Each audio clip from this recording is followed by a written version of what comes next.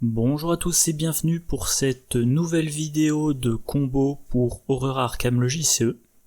Aujourd'hui une combo très simple. Une combo très simple à comprendre mais qui personnellement m'avait échappé vu l'âge de la première carte impliquée.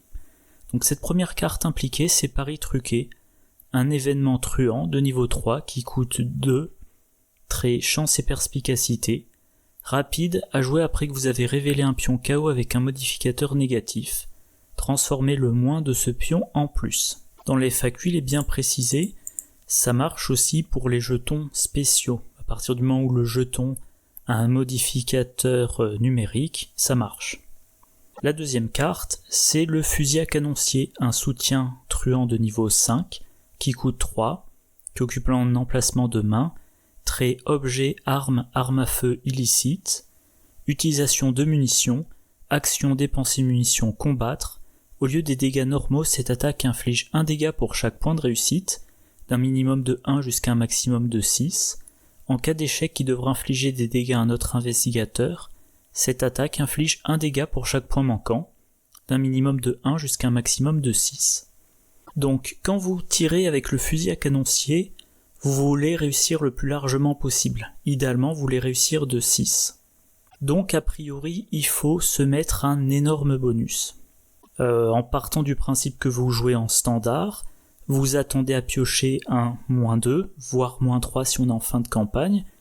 Donc, si vous voulez réussir de 6, il faut vous mettre à 8, voire 9 au-dessus de la difficulté du test. Et ça va vous demander d'investir beaucoup de bonus divers et variés. Là, grâce à Paris truqué, si vous avez un modificateur numérique de -1, ça devient 1+1, -2, ça devient 1+2, etc., etc. Donc, si vous attaquez avec le fusil à canoncier que vous avez Paris truqué dans la main, vous pouvez vous dire, à partir du moment où j'obtiens un modificateur négatif, je joue la carte. Et donc alors évidemment, vous pouvez piocher l'échec automatique, bien sûr, mais en dehors de ça, si vous avez un modificateur négatif, ça devient un positif. Si vous avez un 0, ça reste un 0. Si c'était positif, ça reste positif. Ça veut dire que vous savez qu'après application du modificateur du pion, vous êtes au moins à la valeur avant la pioche du pion. Donc, pour avoir 6 de réussite, il vous suffit de vous mettre à 6 au-dessus de la difficulté, au lieu de 8 ou 9, c'est déjà ça de gagner. Et même si vous partez du principe que vous allez avoir au moins un -1, voire un modificateur plus important, le -1 vous le transformez en +1, donc il vous suffit d'être à 5 au-dessus de la difficulté. Si vous piochez un -2, il vous suffisait d'être à 4 au-dessus de la difficulté, etc., etc.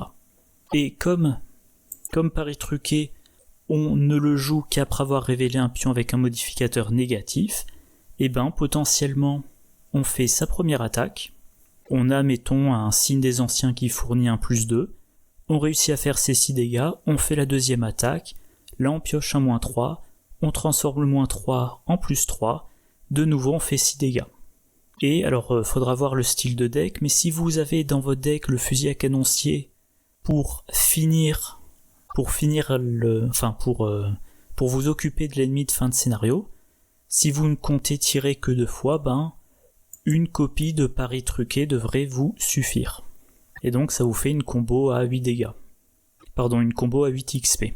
Et alors bien évidemment, moi, dès qu'il s'agit de combat avec un truand, je pense à Tony Morgan. Tony Morgan, il a une force de base de 5. A priori, comme allié, vous avez Lonnie Rittner, qui vous donne un +1 en force, ou Delilah O'Rourke, qui vous donne également un +1 en force, voire les deux si vous êtes vers la fin de la campagne. Donc concrètement, vous faites une attaque. Donc vous avez votre force de base, 5, un +1, voire un +2 par vos alliés Lonnie Rittner et ou Delilah O'Rourke. Donc vous êtes à 6 ou 7 en force. Vous voulez être à 6 au-dessus de la difficulté.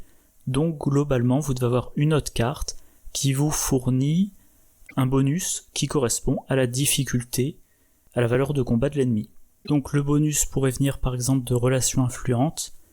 Si vous voulez combattre un ennemi qui a une valeur de combat de 4, eh ben, il vous faudra 16 ressources pour que relations influentes vous donne le plus 4. Donc voilà, fusil à canoncier, une bonne arme pour finir les ennemis qui ont beaucoup de points de vie, mais une grande incertitude sur l'efficacité de l'arme, et pari truqué qui vous garantit de transformer le pire jeton, encore une fois à l'exception de l'échec automatique, en excellent jeton pour avoir quand même de très importantes chances de faire les 6 dégâts d'un coup.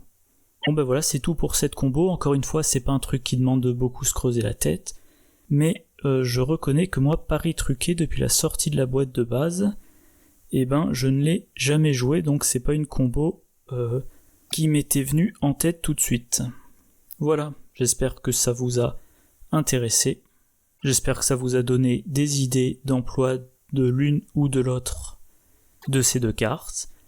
Je vous souhaite une bonne journée, une bonne soirée, de bonnes parties, et je vous dis à la prochaine. Au revoir.